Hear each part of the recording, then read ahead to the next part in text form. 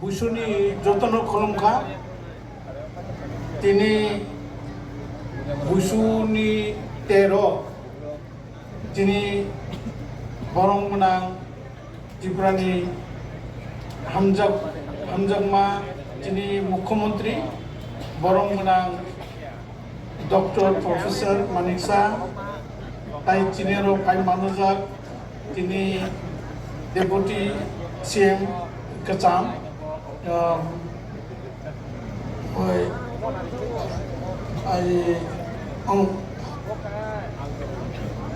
जिष्णु देवबर्मा ओमफ्राय ताई चीनेरও five মানুষক MP Revati Tripura ताई তিনি সভাধিপতি সুপ্রিয়া দাস দত্ত তাই তিনি এমডিসি পদ্মলোচন ত্রিপুরা তাই তিনি ডিএম ডক্টর বিশাল কুমার জি এবং তাই এসপি জি এবং তাই আরো ফাইভ মানুষজন যতন তিনি সদা অকরা আরো ফাইজা তাই তিনি হাকসাল যত ফাইনে তাকুর বকরণ খাবাই খুবাই বিশুনি বিশি জড়াও যতন খুলমে আমি আজকের এই অনুষ্ঠানে বুসু 13 বুসু কেন আমরা করি সেটা একটু আলোচনা করব।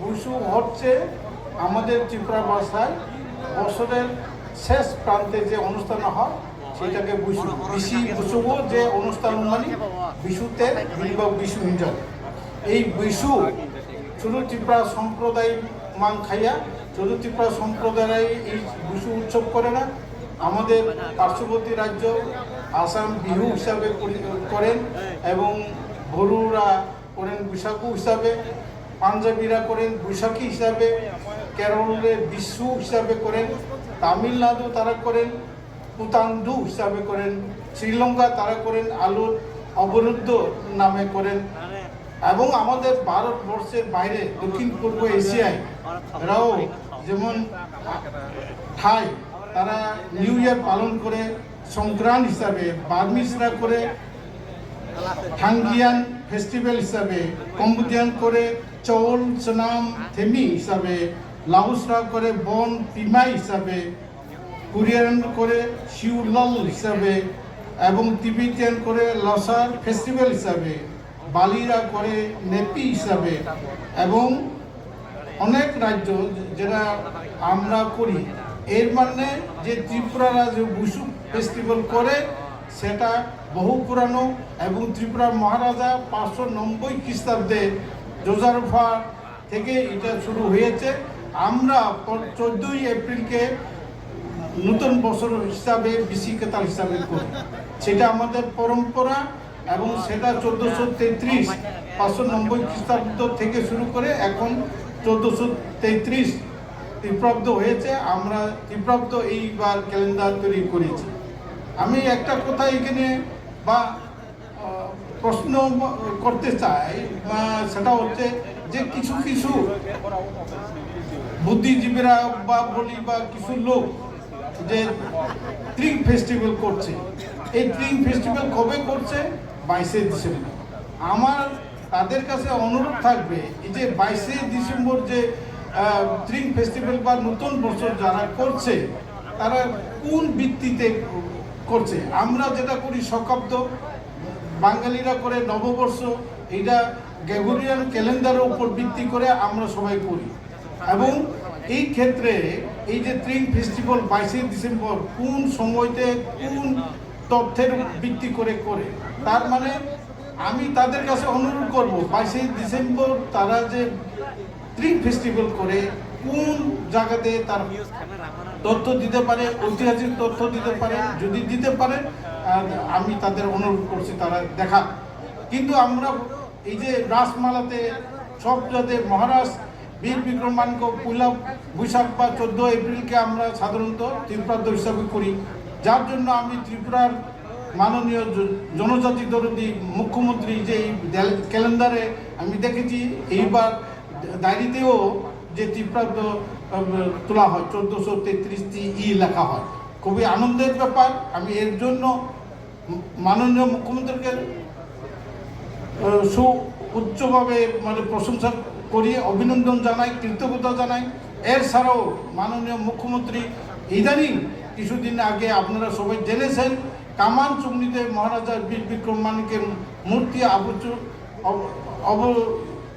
উন্মোচন করেছেন এবং এইটা পুরা ত্রিপুরা সমাজ, পুরা ত্রিপুরা রাজ্যের পাহাড়ি বাঙালি সবাই গর্বিত, আমরা আনন্দিত এবং মাননীয় মুখ্যমন্ত্রীর বিশেষ উদ্যোগে এই যে কামানচুংনিকে এমবিবি চুমুন হিসাবে পরিচিতি লাভ করেছে এবং তার জন্য আমার মাননীয় মুখ্যমন্ত্রীকে ত্রিপুরা সম্প্রদায় এবং আমার ব্যক্তিগত নারায়ণের তরফ থেকে আমি অকুল অভিনন্দন এবং শুভেচ্ছা জ্ঞাপন করছি।